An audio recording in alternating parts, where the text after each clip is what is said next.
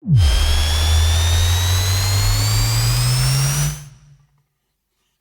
the gym and in the car, with our advice you could go far. We fuck things up and we make mistakes, and talk about our sexy dates. We host events and go to clubs, but most of all we're still in love. It's getting hard for this to rhyme, just as well 'cause it's bed hopping time. Hello and welcome to the Bed Hoppers podcast. My name's Mr. H. I'm Mrs. H. Thank you for joining us today. As we're recording this, it is but a mere 2 days before Mrs. H's birthday. She has been out today, day drinking in the afternoon. So the quality of this podcast may vary. This is in the hands of the gods. Hands of the gods. The gods of Bacchus. Well, that's something. You know, at least they were in the hands of somebody, right? Do you know who I went day drinking with? Yes, I do. Shall I tell you? If you follow our TikTok, you'll know. Well, there you go. I went day drinking with the esteemed Dr. Grant. And how was that? What, Dr. Grant? Yeah. Always very knowledgeable about dinosaurs. Okay, that's good. So she featured on episode 69 She of did. our podcast. Indeed. Yeah, paging Dr. Grant. There we go. And you had a nice afternoon pre-drinking, like Probably. going out for pre-birthdays? I did. I think what happened is that you came home.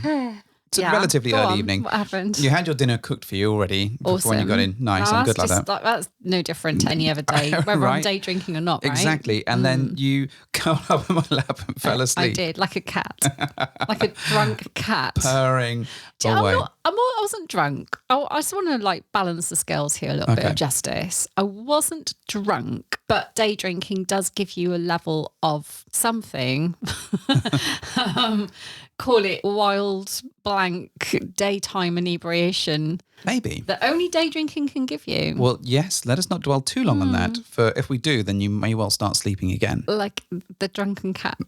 The Drunken Cat. Sounds like a great pub that you'd go to all the time. Anyways. Yes, moving swiftly Yes, onwards. The yes. things that we need to update you on before we get into the what are main you gonna thrust update of me this. on? Well, the first one is that, you know, It's my by birthday. by the time this comes out, your birthday will have gone and passed. I've gone another year around the sun. You'll have gone another year around the sun. We'll have celebrated. It's going to be fantastic. You'll have had loads of Excellent. I can't presents. wait. You'll have to do disappointed present face lots and lots of I never times. do that. Well, I have done that, but not from you. Oh, good. That's true.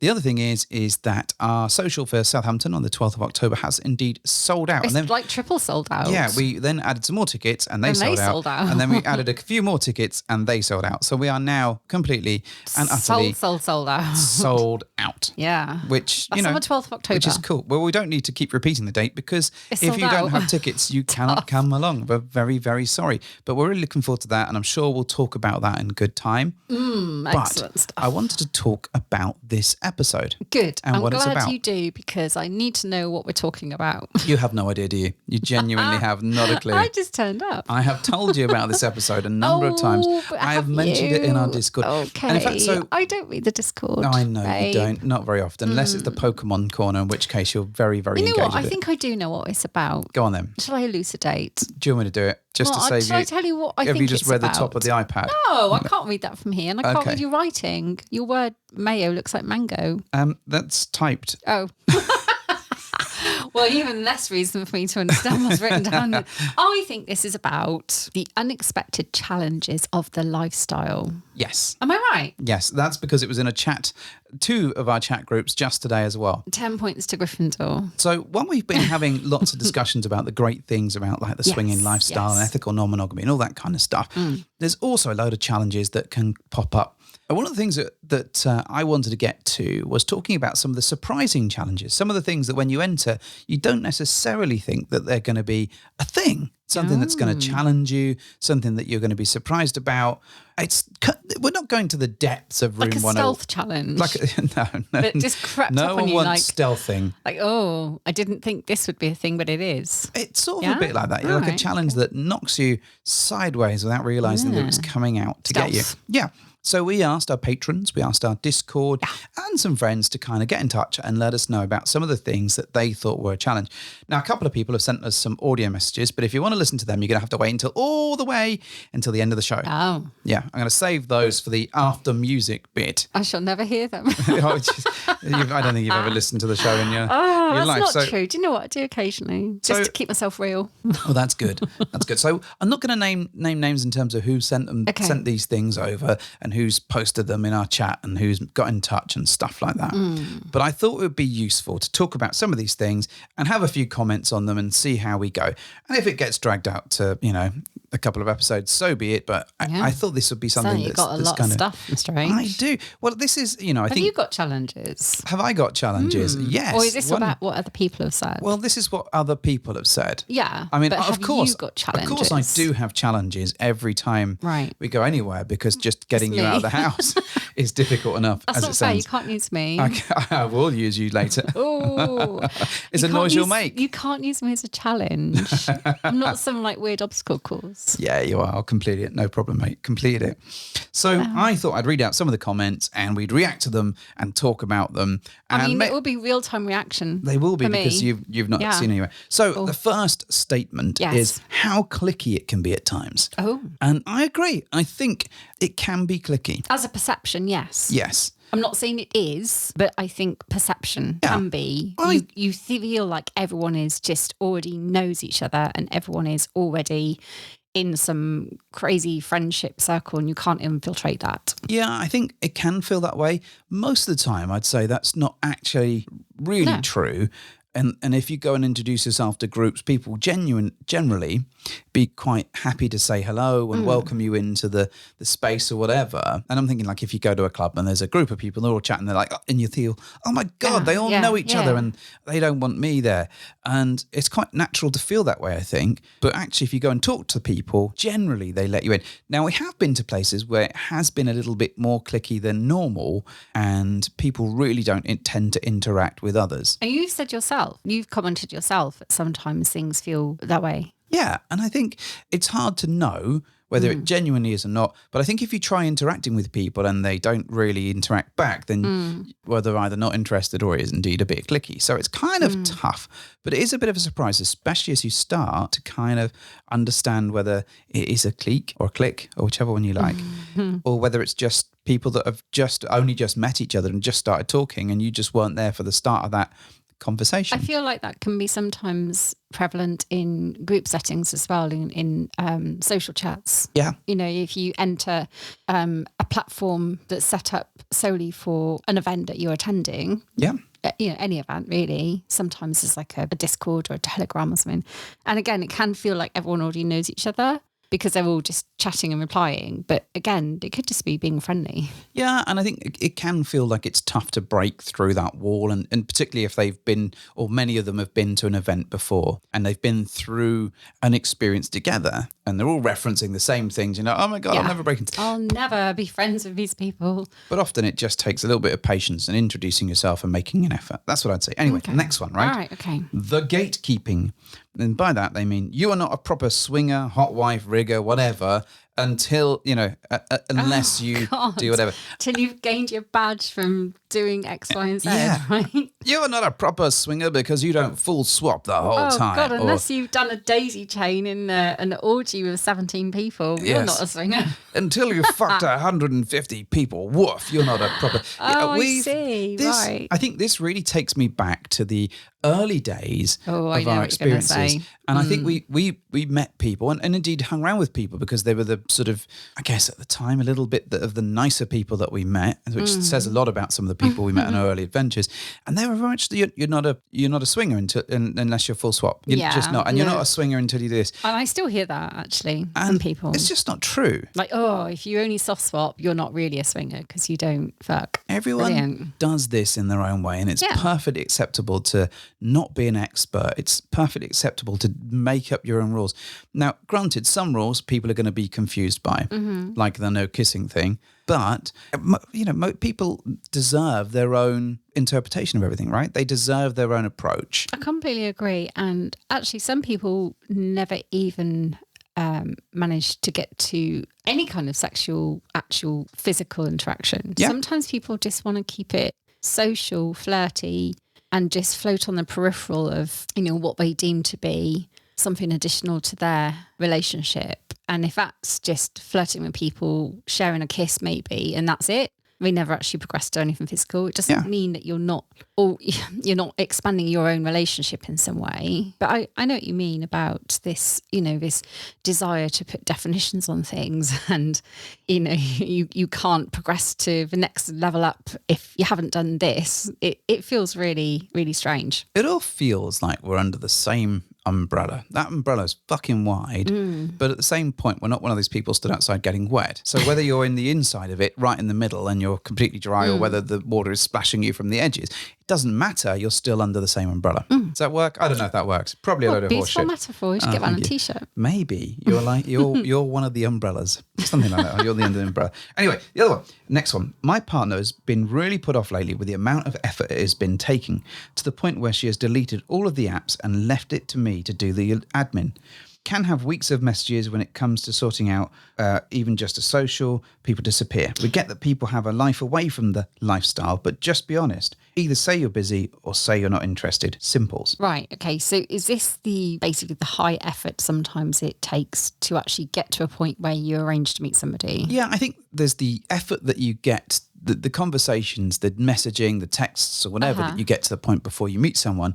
And then sometimes you get all the way to the point where you're going to meet them and they pull out and they don't appear. Hey. And that's just, and we've had that done to us. And tons of times. Of course we have. It's frustrating. It is. But also, yes, people have lives. And sometimes life just gets in the way of arrangements, no matter what you do. But I think that's fine if you're honest and open. So if you're honest, yes. So if, something awful happens or you're not well or whatever, I'd value someone's input and contacting us and their approach much more than someone who just disappears and ghosts you. 100%. And, whether they don't want to meet you or whether they're just too embarrassed to say that they forgot, missed it or whatever, or they got held up or whatever it might have been, I'd much rather someone be honest. And if they're not into you, just say. But I agree the transparency of why the meet is not happening would be really helpful. And sometimes it would be nice to understand if it is genuinely just because they just change their mind or don't want to meet you. Yeah. But genuinely, I think people really do try and fit this in around some really busy lives. We've encountered that a lot. It's costly because if you've got kids, if you've gone out, if you've booked a place, it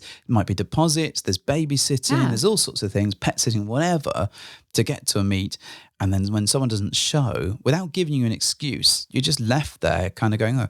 And of course, we always say that, it's if that's what happens, then you still get a wonderful evening with your partner. But you can't help but be disappointed because you were going there for a reason, which was to meet somebody else.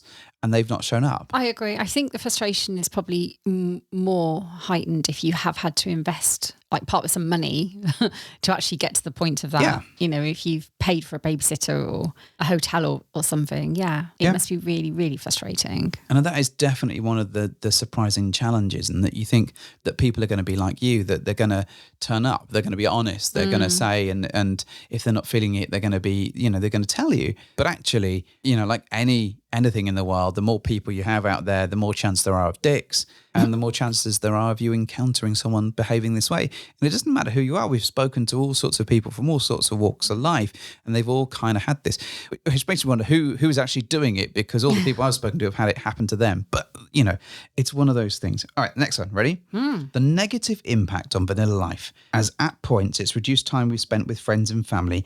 Also, how tired you can be after a night's out, as they always seem to finish at 4 a.m. Oh, no, ain't that the truth? She says, sitting here yawning. Yeah. I mean, the late night things, the 4 a.m. finishes and whatever. We still struggle with that. Yeah, we never seem to be able to. Well, occasionally we do manage to make the moons align and start something before 1 o'clock in the morning. And at that point, we're all high-fiving, going, oh my God, we managed to do this before it got too late.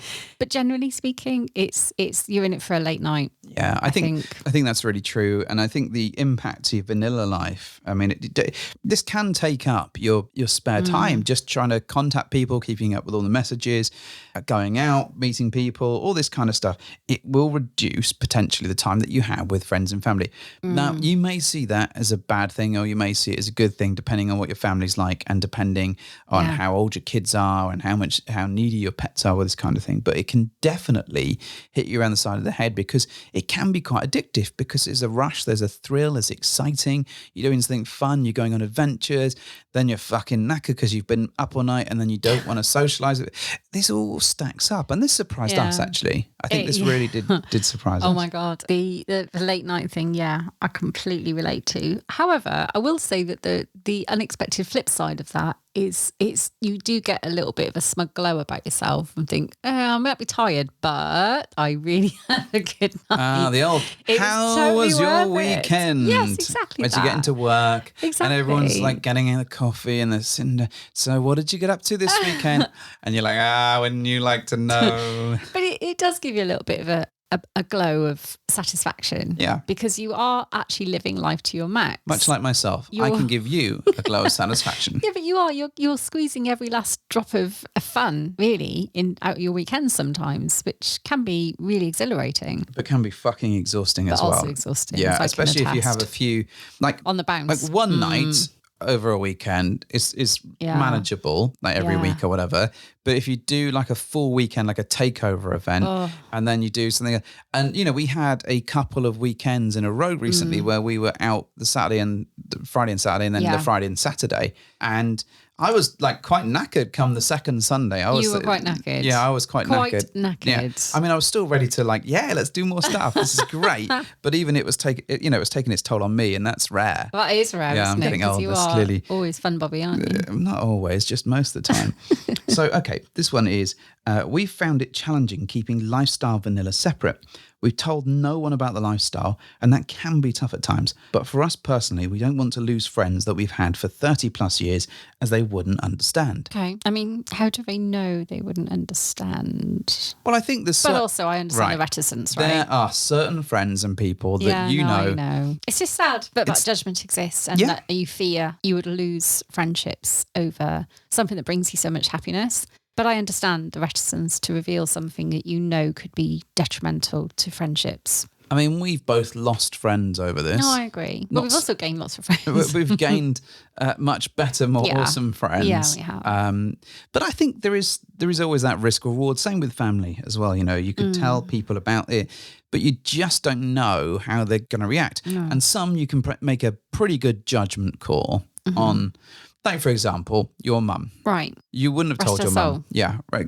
Like, Lord, rest her soul. No, I would not have told my mum. Because would she understand? Would disowned me. Yeah, exactly. No, right? I know. The generational impacts of learning something that you just not going to get your head around. Well, there's that. She'd never have got over it, no. I don't think it would matter necessarily the generational difference. It's about attitude. Like, my mum, would have been absolutely fine. But, different family members would react in different ways. And kind of roughly how some of them might take it. Or you get a sense of some of them will be cool, some of them won't be. And that's the risk. So I get that. And that's really challenging because you kind of, once you get into this exciting world and you have like great success, then you want to tell people about it. Like you want to share your enthusiasm. Well, they might ask you why you're so busy all the time and why you look so happy. Well, yeah. And if you've like had a great weekend, even if you don't want to give someone gory details, you want to talk about it because it's been great. Yeah. And, if you've got this great new hobby that you're partaking of, then actually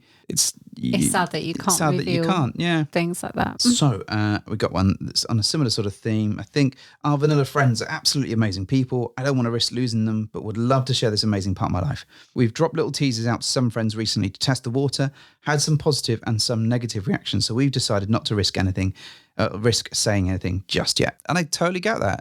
I think that, that is a sensible way of doing it. and kind of getting it out there. And I think it's important to realize as well that people's immediate reactions aren't their long-term reactions. No. And that works both ways. Like someone who's like seems cool at first may think about it and be like, no, I can't be on board with it. And other people might be like, it's shocking, and maybe they'll come around. So no, I understand that. But best to test the water. Yeah. Or use like hypothetical sort of teasers, to like mention things that you might have watched on TV or something and say, oh my goodness, how did about you this? see that swinging TV show starring those nitwits? What do you think of that then? Yes. Wasn't he really hot? But, sometimes even opening up a dialogue for those, those conversations can be quite telling. Yeah. And it might be a good way to pave the way and open up people's minds a little bit. And then in the future, it may not be so hard for them to hear. Yeah, I think but our muggle's going to catch on. Like are they, as soon as someone says, hey, did you watch Open House? They're going to be like waiting. Like they know what's coming next. It's not actually about the program at all. It's about your lifestyle that you're trying to talk about. Have I told you about the good book? Something like that. Okay, all right. So I think for me, as a single guy, the main issue is how time-consuming and expensive it can be to be on all the apps and messaging and attempting to make any connections with new people. I mean, the single guy thing in itself is difficult to navigate. And there are some really nice single guys out there. Yep. The problem is, though, they have a bad rep. Like single guys, I think, in the lifestyle can have a bad rep. Well, I think... And it's hard. It's hard, I think, to navigate and not get just immediately shut down or turned away. Yeah, I think the difficulty that you've got is the volume of single guys out there. Yeah, there's a lot. And I suspect that the actual amount of dickheads is it's the same ratio as couple dickheads probably. And single lady dickheads. It's just the number of single guys on the apps is exponentially higher. No. And as a single guy, and if you're one of the good ones and you're trying to make your way through this and build connections and have fun times and all this sort of stuff, you've got to work even harder. You've got to be on all the different apps. Because if you want a chance of connecting with people, there's Fab, there's Swing Hub, there's Spicy. You've got to cast your net. You've got to go to different events to make connections, and you've got to keep up with it, and you've got to continue to be present. Prove that you're not a dickhead. Yeah. and the same is true, I suppose, of everyone within the lifestyle, but it's doubly so, or whatever percentage more for single guys in it. And this stuff gets expensive, and going to the socials and traveling and hotels and all that sort of stuff adds up. But it's particularly expensive if it's just one of you bearing the cost of that. Yeah. And also I think sometimes entry fees for single guys is heightened in terms of expense anyway. Yeah. A lot of places will charge the unfair a bit more. thing. I mean, I'd much rather they maintain or monitor the ratios rather than charge people differently. Because I think ultimately everyone deserves to be treated fairly, but you have to be mindful that couples, generally speaking, a massive sweeping generalization, tend to be looking for either couples or single ladies. Okay. I mean, yes, it's a sweeping statement. I think when you're looking at it... There are some people looking for single guys. There are, but as a sweeping percentage, I think most tend to be heading that way. Now, I'm not saying there aren't people looking for single guys. There absolutely are. Yeah, of course. And there's entire nights dedicated to that at clubs or whatever. But I think certainly on our early travels, we didn't really encounter anyone that was like a hot wife or was looking for single guys particularly. Not very often, no. It was really rare. It wasn't until much later on in our adventures that we just sort of discovered and sort of started to understand more about it. And yes, our exposure does, like when you buy a red car, you see 99% more red cars. So, when you've got friends that operate in that process, then you see 99% more, right? Yeah. But I do think there is that sort of pairing thing that clubs are trying to do and trying to not overload that balance. But yeah, so I totally get that it can be more expensive. The other one I've got to say that we've got another single guy comment. I'd also add that some of the attitudes towards single males could be improved. If they're vetted well and are on a probationary period, then they should be okay, Also, I had some homophobia rear its ugly head at times too. Now, I know this is coming from a guy that is a bi guy. Okay. Bi guy. So, I think some of the attitudes could be improved. I think that can be difficult because if your experience of single guys is of the wanking dead and the zombie shuffle wankers stood around your bed or whatever at a play event, then of course it's going to be tainted. I agree. It's really hard not to just assume that perception about everyone. Yeah. Agreed. And like we say, we have met some really genuinely lovely single guys. Yeah. But unfortunately, the ones that you often do come across when we get tons of messages from idiots you think, come on, dudes, you're not helping the cause here. It's difficult, isn't it? It really is. And I think, the attitudes could be much, much better. I think the reality is that I think we expect people to be good. And when they're not, it kind of drives your thought process towards that group. Yeah, it reinforces that negative trait, doesn't it? It does. But I think the difference is that you need to champion the good ones. So when you do meet them, even if they're not your jam and they're a good person, it's like, that's I know a great single guy. Exactly that. And in terms of the homophobia around bi guys, I mean, we've seen that on accounts. I know people that won't play with a bi guy. We have met people, even extends to couples who have played with bi men. They won't play with both. They won't entertain the idea. Like, come on. Yeah, and that's a real shame because bi women are sort of celebrated in the lifestyle, and bi men don't tend to get as good a rep, and it's a real shame because I think there are lots of couples who are looking for that type of thing. Agreed. There we go. So, the worst thing is the fabmin, aka keeping in touch with all the apps and comms channels. Bloody love that there are options, but it's a nightmare to keep on top of. I couldn't agree more. Well, you don't, and this is the thing, right? Yeah, but I get overwhelmed just by the sheer volume of all the things. But this is so. I know you're going to say many hands Mr. make light work. That I don't really even scratch the surface when it comes to navigating or managing any of those, and I agree. However, there's so many. Yes, but you don't. Since you don't reply to any. You don't. No, I so don't. There's an email that's been sat on our inbox for bed hoppers for 2 days where someone directly refers to you. Now I know you've been in the inbox because you've listened to things that have been sent our way. Okay. So, and I'm like, well, I shouldn't reply to that email because it is directly sent to you. I'm going to have to go back and check. Oh, and that's the thing. I can't actually remember. I know you can't remember, and I know you pick and choose. So, I don't. Right, you 100% do. Every now and then I just skim read things. If and someone then messages I'll us, come back to that later, and I don't. Right. If someone messages us on a chat group and says, right, I've got some gossip, you are on it like a fucking tramp on chips, as you would say. Shush you.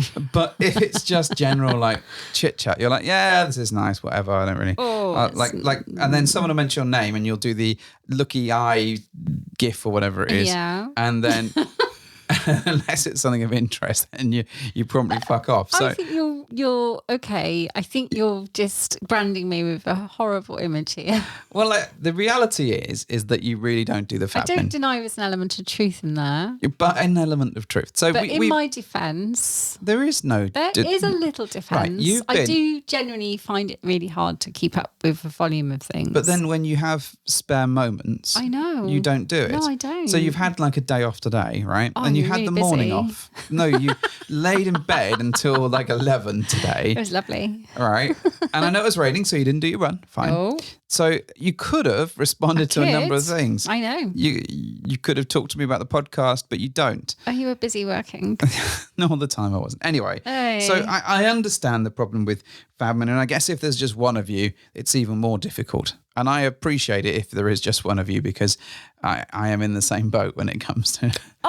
I think a lot of partners probably find themselves alone navigating these shark-infested waters because a lot of women I speak to share the same view, but it's actually a little bit off-putting sometimes, and they don't tend to be involved. And I'm not saying that's right. I share that. I think people share that view. I don't think it's exclusively women. I think just there's normally one in a couple that is less inclined to message. On the rare occasion, we've found two people in a couple that don't want to message and just want to meet up and like get all that shit out of the way when they're face to face. So, but I know what you mean. It's normally there's one person within that doesn't like doing it. And, I think so. And this is the thing. So if you're a single person, I can imagine trying to do this. If really you don't hard. like it, it must be really, really difficult. So the next one is that bi women are almost expected. Lasai. Lasai. Well, Lasai. I think one of the things that we encountered early on in lifestyle was that it was almost a given that people would assume women in a partnership were bisexual. Yeah. I don't think that's a view that is was incorrect in any way. It was genuinely, obviously the women are bi. And I think that it was a bit strange because agreed. You the guys aren't assumed to be bi. No. It is merely the women. I know. But also I'm quite aware that you've sort of perpetuated that. And I know that because I'm bi? Well, in a way, yes. Because if a couple that we're going to meet, if the woman isn't bi, you'll pretty much 9 times out of 10 reject that couple. I knew you say that, and that's not necessarily the case. Pretty much. I didn't say with 100% certainty, but I go into things like this and assess people on a merit basis. I do not go in there and go, right, if a woman's not bisexual, I'm not interested. That's not true. I accept that I'm hopeful.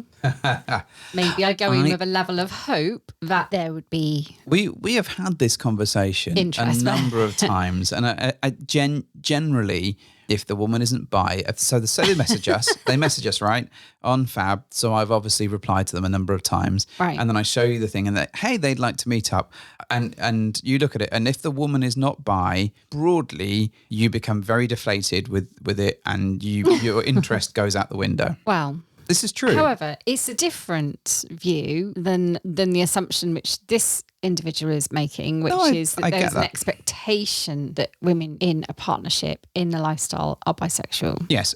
So it's a different point. What this person is saying is that bi women are almost expected. Yeah. And I know that's not what going you're to saying always is that be the case. bi women are wanted. For me. Yes, that's the thing. So, but I accept that not everyone is. However, I think we've been fortunate enough to meet a lot of women who are interested in being bi-curious, bi-playful, by whatever you want to call it, whatever they want to refer to. Even met some lesbians who were less interested in me for some unknown reason.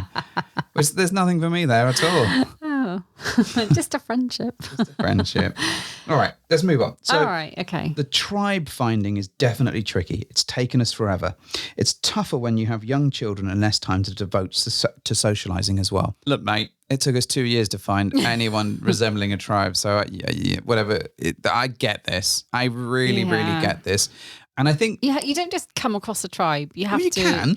Yeah, but what I mean is it does take time to find what you vibe with. Yeah. Right? And we've seen people that have kind of shacked up with one group of people and they've totally adopted their behaviours, their style, their approach. Mm-hmm. I remember in our early days, there were a relatively younger couple that hooked up with the sort of older couples that were very much of you're not a swinger unless you fuck constantly. And they got absorbed into that tribe. Great, fine. They found their thing. It wasn't for us. But their behaviours, subsequently at other events and stuff, has been absolutely of that mentality. I have a school of hard fuckery. Yeah, it is. It's true. It's No, I know. So, you can find your tribe and you might find it on your very first experiences, which is what happened to them. It obviously worked for them, but it wasn't for us. And as a result, it took us much longer to find the people that we'd want to hang around with. Agreed. We're very fortunate now because we've met lots of people. We kind of know what we want because we've gone through the ringer a bit, as you'll have heard on 190 odd episodes or whatever it is. But also we've kind of established a bit of our own tribe and we know the local ones that we're happy to associate with and the ones that we're not. Agreed. And, everyone has their own values and to which they kind of live by, and it is hard sometimes to find people on your wavelength. That doesn't mean you have to get involved with people who don't align themselves to your values. You just have to take the time to find people who do. Yeah. And you will find them. Agreed. So, while the lifestyle is more open than the general vanilla world in our experience, I still struggle with some of the less tolerant sides, whether that's homophobia or those that look down upon those who aren't about just fucking or criticise hot-wifing other ways of swinging that deviate from the way they think the lifestyle should be. Okay. So, I think we've covered a bit of this already, to be fair. So it's, just the unfair, judgmental views. There's still judgment there. There's still... And I think sometimes you can't help those judgments, particularly if you're coming into this as a newbie. You look at it and you go, oh, that's not for me. Oh, why would anyone do that? Because you just don't understand their approach and you've just not experienced it. I think ultimately, though, everywhere you go, you're going to meet people who you don't agree with and they don't necessarily see things the same way you do. Yeah. That's just life and that's just humans, not seeing eye to eye on things. Yeah. It's just perhaps these things may feel heightened and more exposed because you are sharing so much more of yourselves and each other, maybe, and you're putting a bit more on the line kind of to be stand up and judged. So it can feel really hurtful, I think, when people then they do make you feel unwanted, and it's difficult because you do still encounter things like this, as I said, in just day-to-day life. Yeah, and I think there is something in that. You like what you like, right? Yeah. And if it's not what you like, then you really don't like it. If that makes any sense. Like, it's, hey, we are in the UK. We like the UK. We like England. England is great, or whatever it might be. But France, those guys, they're horrible. And it is that kind of, you like what you like. And because it's not you and your group, we automatically dislike the other lot. Yeah. And there is a bit of that. There is a bit of the swingers versus hot wives, a bit of the polyamorous lot versus the swinging lot. And whilst these things should not exist, and there's no reason for there to be rivalries or people looking down their noses at stuff, you can't help it. In the same way that, we do it ourselves, and that, if you're part of the just fuck approach, we probably look down our noses a little bit because that's not our approach. I think everyone just has unconscious bias anyway, don't they? It's just, you're just hardwired to adopt some level of unconscious bias to any situation you're presented with. I'm indeed hard and wired. You have to really work hard to kind of not demonstrate that in everything you do sometimes. I mean, just in regular life. So like the 9 protected characteristics or whatever it is. Yeah. We need like the swinging version of that, the 10 lifestyle or ethical non-monogamy protected characteristics. Yes. Something. Maybe we'll get onto that. We'll get our friends at Maslow to do something probably. Yeah. So there are lots of supportive, inclusive, liberal, progressive folks in the lifestyle, either LGBTQ plus or allies, but there are also quite a few bigots. I include the I'm not a racist, it's just a preference brigade. Preferences are fine, but it is how you approach it, I think. It's a bit of a microcosm of society. There are closed-minded folk everywhere, and some are in the lifestyle. Surround yourself with the right people in or out of the lifestyle. Well, that just reaffirmed what we were saying, really, I suppose. I like that. Well done. Good comment. I enjoyed it. It was just said in a very erudite way. It was. Well done, and it was wrote that. read even better. Okay. So privacy and the fact that it is due to stigma, the cost of events and wanting to attend but having other priorities, keeping up with the Joneses. Also, the pricing around events regarding gender, sexuality, relationship status, emotions. All right. So is this all wrapped up into one thing under the cost umbrella, maybe? Well, this is lots of different things. The aforementioned single men challenges, so much we would like to do, but not enough time. So the pricing around events is a frustrating one. It is frustrating. We witnessed a club at New Year's Eve a while back, not allowing a throuple in, right? And not being able to just charge per person. So you're okay. So there's that. I think. Are you talking here more about how unexpectedly costly things are, or the pricing structure? All of the not things. Welcoming. Yeah, all of the stuff. Kinds. So so first one, privacy. And the fact that you have to keep things private due to the lifestyle being a stigma. Right. I understand. I agree. We are very fortunate in that our work has been supportive about us being out, but we know that not everyone gets that privilege. No. And that's awful that people have to hide themselves. Flip side is, of course, someone will be screaming, but I like hiding it because it's a rush and it's a sexy little secret. And that's great. And I get that. But some employers have morality clauses. And, depending on the nature of the job that you have, sometimes it's just never going to be possible, is it? The cost of events and wanting to attend but having other priorities. I mean, that's tough. I mean, this is an expensive hobby if you do lots of different things. And, you can go all the way out to cruises for a week, to Mexican stays, to, even just our stuff where we try and minimize the cost, but it's still expensive if you don't have the money, like everything, right? Well, yes, it is. But I recall in the early days, we immediately kind of fell into this kind of, oh my goodness, this is so expensive to do this properly, or to enjoy it, to really enjoy it fully. You could end up spending a lot of money on this. I think we dedicated the whole episode, I think, to it in the early days. I think one of the things is that when you start doing this and you have a good time, you're like, wow, this is good fun. Let's do another and another and another. Let's do this, but let's do more. Let's do a weekend now. Let's do a... And it's expensive. Yeah, and it adds up. Let's get friends around the world. You do that and you go visit other people and you're like, oh my God, we've spent a fortune. So I 100% agree. 100%. It gets expensive. And keeping up with the Joneses, I get that. The pricing stuff I touched upon and that's not fair. And this goes back to the single guy pricing and stuff. That's really, really sucks, and it really pisses me off. It does, but I think though within all that, you've just touched on something around maybe the value of events, maybe, and sometimes why I think people are surprised that events are as costly as they are. And it's hard sometimes to understand, I think, what goes into building those and the value for money that you're getting. I agree. But I think maybe in the past we've spoken to Kate from Wanderlust about this topic, haven't we? In its own entity, because it is a big one. I mean, this goes back to the value, as you said, and I think it's like buying a video game, right? You spend 70 quid on a video game these days and you might get 40 hours of entertainment. For that, it's like not too bad for your bang for buck. Right. But the fact is you're still laying down 70 quid and it's still a lot of money, but you have to look at how much enjoyment value you get out of it. Are you going to make the most out of it?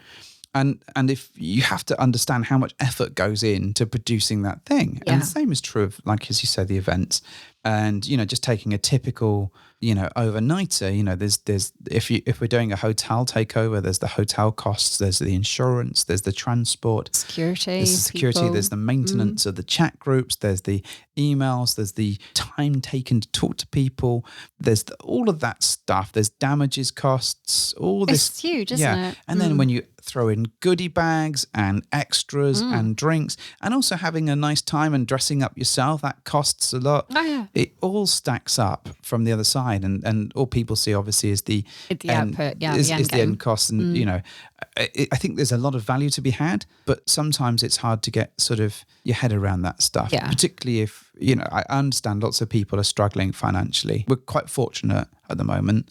We're not struggling by any stretch. No, I realise we come from a place of privilege in that respect, but equally, if you're going to bite the bullet and go for an event, I think it's just, you're going to have to accept that to put on a good event and to get a good night out of something, unfortunately, it's just going to cost money. So, once close vanilla friends now come across as having the most boring lives, and I fear we really make less effort with them than we used to. This probably is a part of a more broad recalibration that our time and the lifestyle has caused. What was once a wild fantasy is now something that will likely happen every month or so, and I sometimes worry about how desensitized to new sexual experiences we are getting. Which is a fantastic comment. I think the vanilla friends thing, let's pick that a bit, because we certainly found that. I mean, our vanilla friends became frightfully... Not as exciting. Frightfully dull. For the most part, I think. It felt like when we entered this, lots of our friends were getting into the stage where they were just having children. Maybe. Or they were hooking up, or they were settling down into middle age. Yeah, they were, right? Go on, yeah. And the conversations, you know, we had these amazingly sexy adventures, and we were often, you know, in the middle of all sorts of things going on. And then the following weekend, you're sat there at your friend's party, and they're talking about their garden shed, and another one's talking about how they're brewing beers.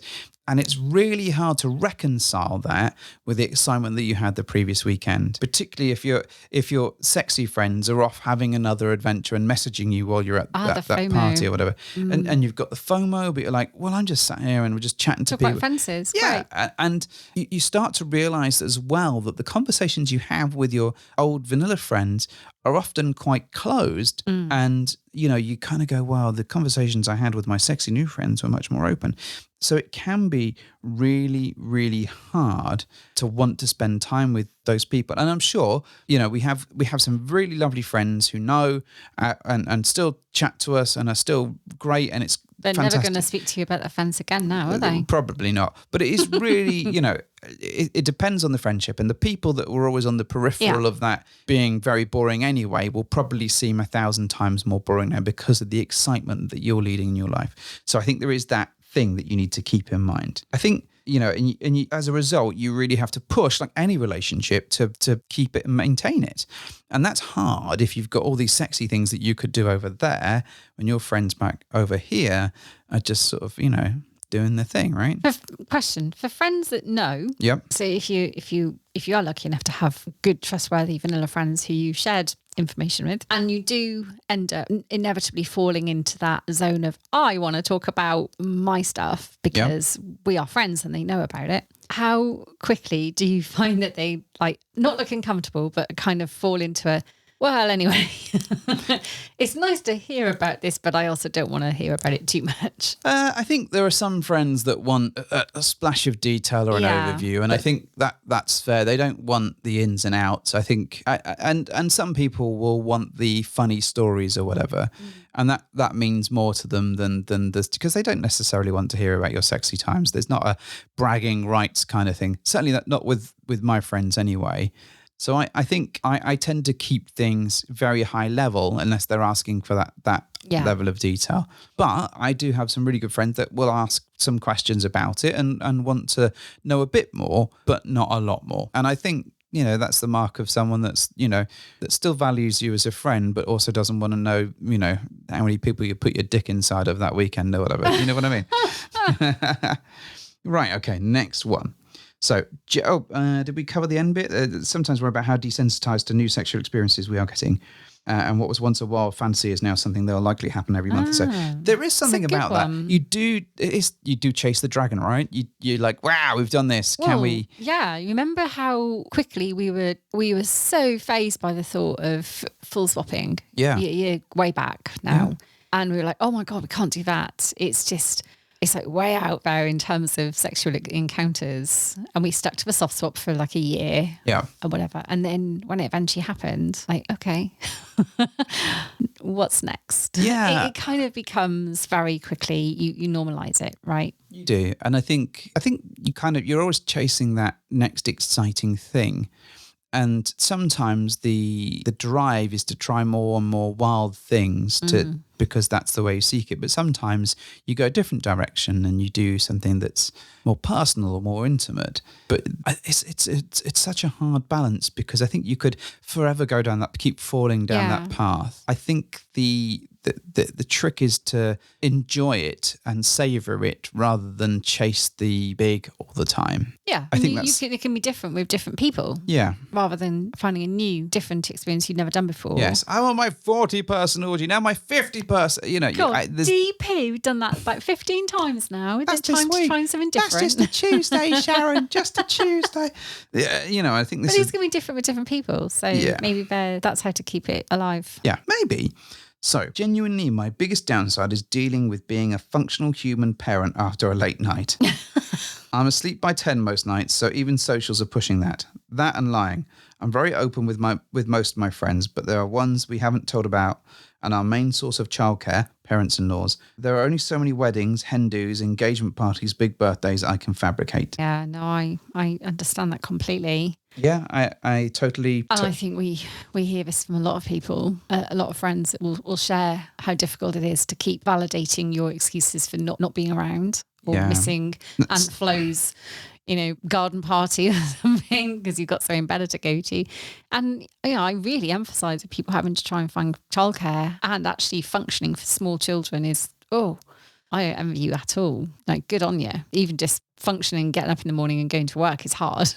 It really is. And I think with the lifestyle stuff, we've tried, we've experimented a bit and sort of said, okay, right, we're timing wise to get the, let's all play and be done by 11. And sometimes if you're pretty good at it, you can do that and be quite efficient, but it can feel a little bit prescribed. Yeah. And I was going to say, I don't like sometimes the perfunctory nature that takes. It's almost like, let's try and be efficient. And it feels like you're just a tick box sometimes then. And I don't like that prescriptive and I think part of it is how you present it. If it's a difference of, right, let's all go, that's done and we'll be out the door by 10 compared to, hey, let's all go upstairs and let's all get naked and have some bubbles and let's do that. It's a different take. Yes. You're achieving the same thing. But without feeling like it's a pressure. Assuming that everyone is on the same page with playing and all that kind of stuff. But also, I do understand the importance of sleep. Yeah. And in terms of the excuses for, people and stuff, maybe we need like a random event generator, like an app that and it sends you an email that's like, you are invited to, and you insert name here, you insert, is it a birthday, is it a barbecue, is it a hen do, is it a wedding, like a Secret Santa generator or something. Yeah, and you push it and it automatically pings you an email and gives you a photo or something that you can green screen your picture on, so you can say like, hey, look, they had a fun photo booth. Yeah, this is us at Dave's wedding or whatever. Oh my God, like a Virgin Experience Day, but for the lifestyle. But like it presents you with a So you're like, okay, fake you're like alternative. Saturday the 12th of October, right? You punch your details in and you say, okay, we're going to, and it gives you a list of, I don't know, 50, 60 different events that you could be. Maybe it's a business awards ceremony for being the best banker or whatever. You put those details in and you punch it out and it's like, hey, it's Mega Bank Corporations invites you to this night out. And then you can show your parents, be like, look, Mum, I've been nominated for this. And then it's also got like a built-in filter thing, so you can take a picture of you looking all fancy in your nice clothes that you're going to the social or whatever it is with. Wow, and then you really thought this photoshops through. the filter around the side and it's like Mega Bank Awards night out or whatever. And then you can send that picture on the night to your folks to say, yes, we're having a great time. This is amazing.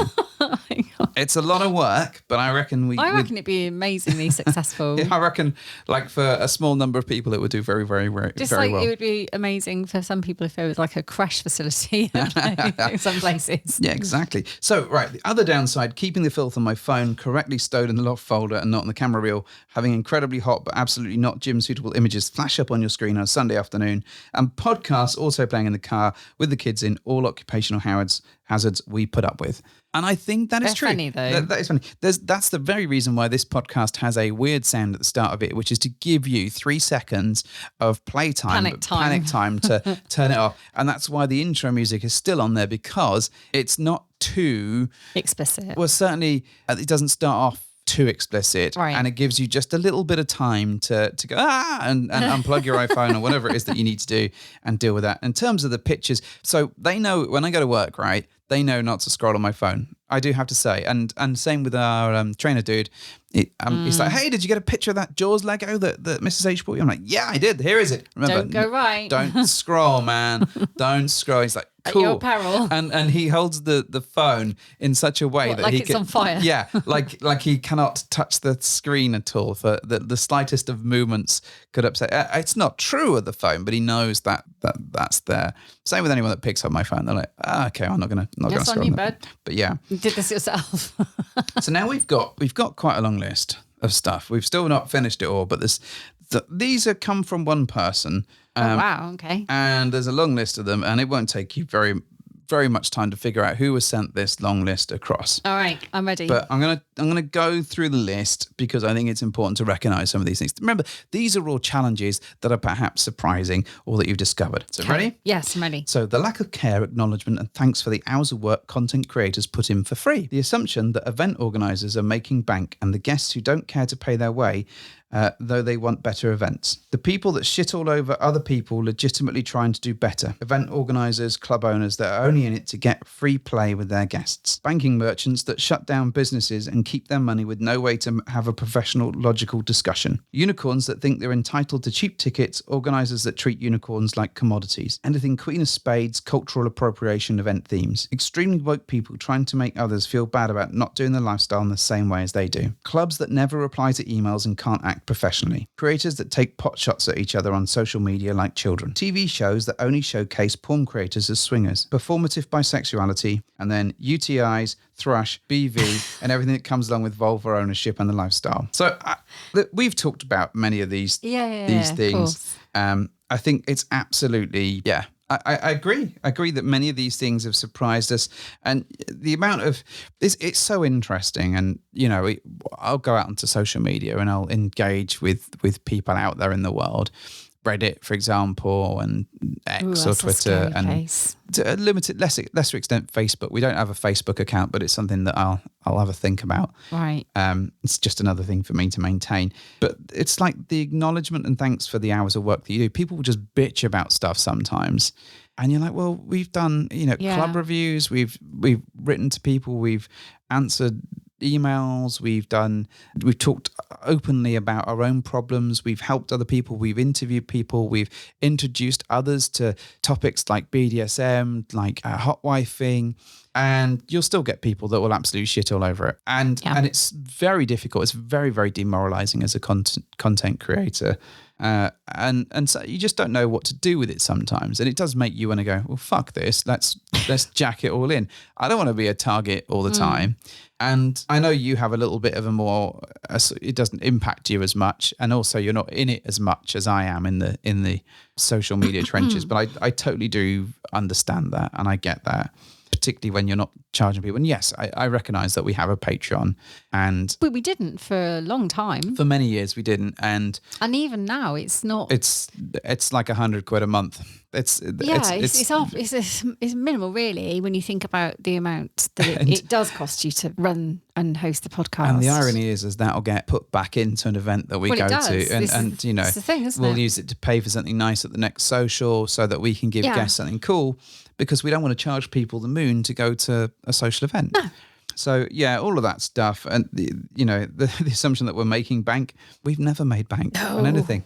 No. It's like literally the most we've made is like £100 on an event. We do it for the love. We do it for the love, and it sounds really corny, but it genuinely is not a revenue spinner. Yeah, at all. It really isn't.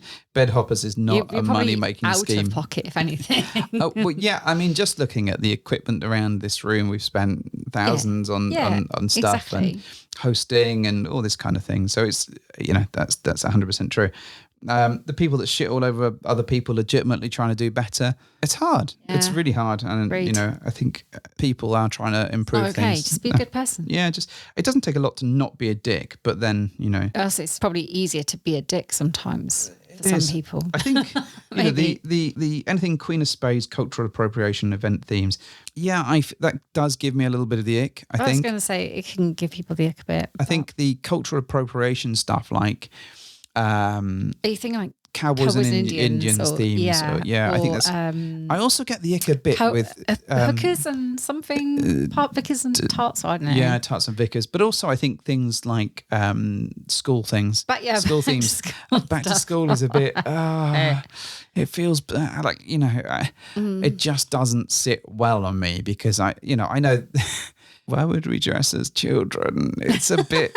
and I know some people like it. I get this for some people, and I know that we shouldn't, yuck anyone else's yums, but it just feels a bit... Say earlier, you like what you like, and you don't like some things. So there you go. And you're allowed to have a preference or an ick about something. Yeah. And the TV shows that only showcase porn creators as swingers, and I think there's a definite thought process on that, and we've said the same ourselves.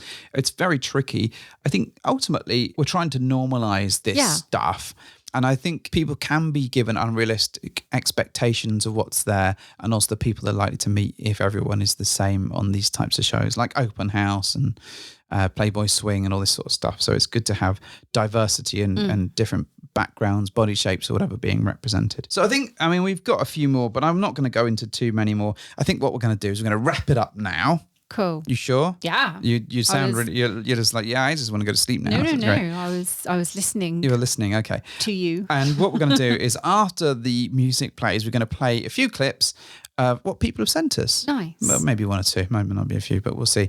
Yeah, but it's nice that people have taken the time to I think it's provide really... I really enjoyed it. I think, it's really hard not to go down a sort of Room 101 thing. And I think sometimes... I love a bit of Room 101. Yeah, I think... But you're right. It's hard not to just want to throw it all into the void and go, right, that's it, enough. However. Yeah. Oh, I've got one more. I just want to mention.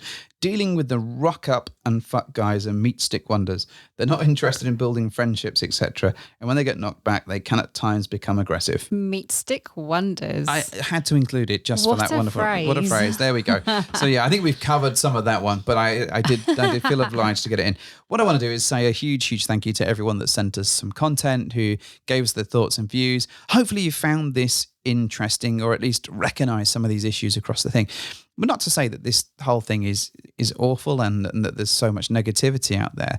We just wanted to balance it out a bit. Yeah, it's good to go into things with your eyes open as well sometimes, and understand that it's not all, as you say, sunshine roses, is it? No, and I think just to be mindful of things so you can be prepared. For every negative here, there is a positive. Yeah. And, it's like the not being able to find your tribe. Well, that took fucking ages. But actually, when we did find the tribe, it was great. It was amazing. And for every bad single guy out there, there's a quarter of a good single guy. maybe not that ratio, but there are a lot of great single guys. Yeah. For every club that doesn't charge the right amount per person, there's another one that does. Yeah. And it's only because we've seen that when it does work that we're able to go, well, this is a surprising challenge.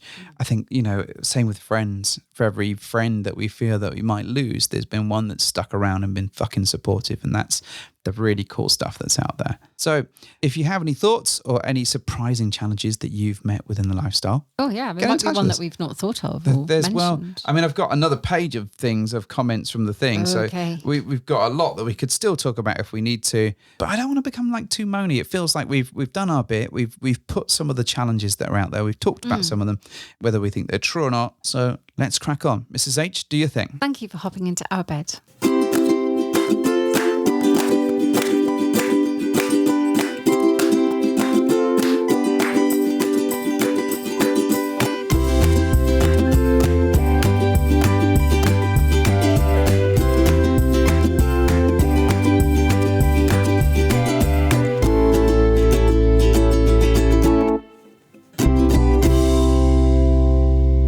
Hi, this is Martin from Spice of Life 77. I guess one of the unexpected challenges, something we hadn't really thought about before we got into the lifestyle, was the need to get an STI test. And so that was a little bit challenging. We both started getting the online kits originally. And the big challenge for me there was actually getting blood out of my finger. It was crazy.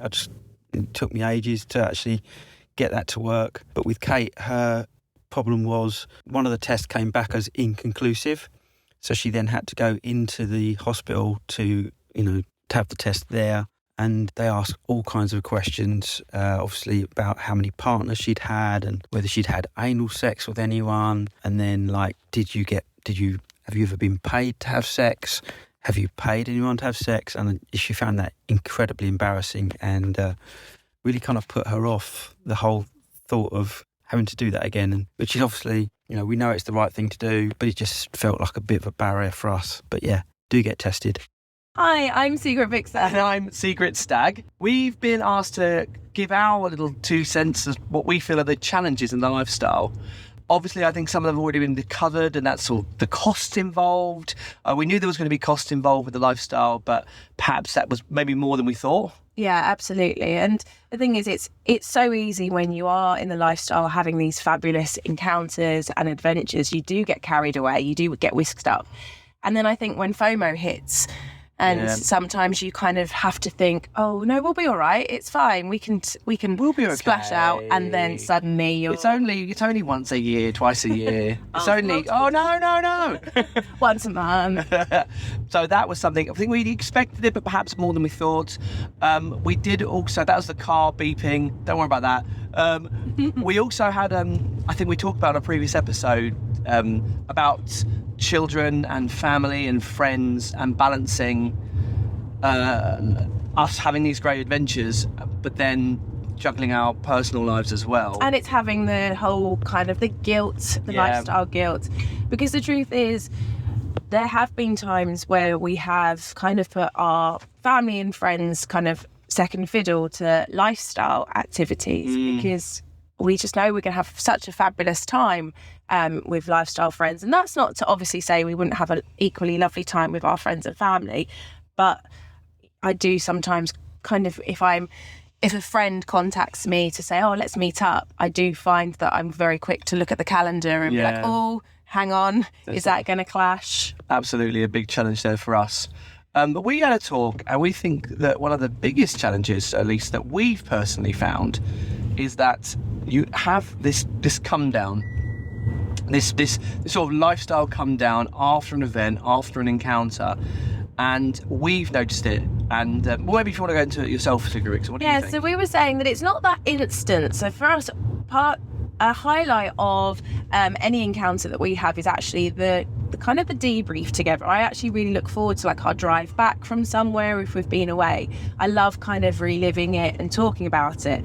But then I find the next day it's almost that post-wedding feeling where you've been building up to this event or this encounter for weeks, possibly months, depending on if kind of calendars can align. And then you have this wonderful evening or whatever. And then I find a couple of days after, when you're back in the mundane of work and life. And it's the 27th of December to the 23rd to the 30th of December. Crimbo limbo. Yes, it's the crimbo limbo of lifestyle. You're like, oh man, we had this incredible experience. We were building up to it for months. We bought the underwear. We sent all the messages. It's really exciting.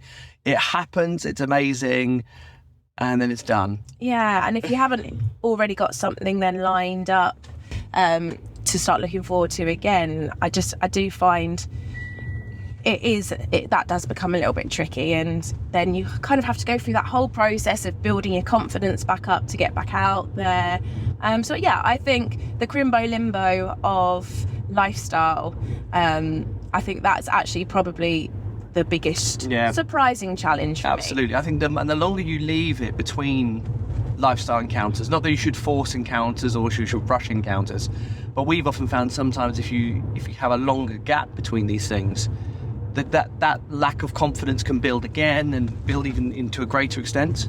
Absolutely, particularly for me. I know that my self-esteem is like a roller coaster. If I've had an encounter, it's way up high, and then when there's those gaps in between, it kind of rapidly plummets again, a little bit like Oblivion. Oh, so those, We're high and then we're low. yeah. So those are our thoughts and feelings on this, I think. Brought to you from Secret Vixen and Secret Stag's car. Sorry for all the noises. Absolutely. Enjoy.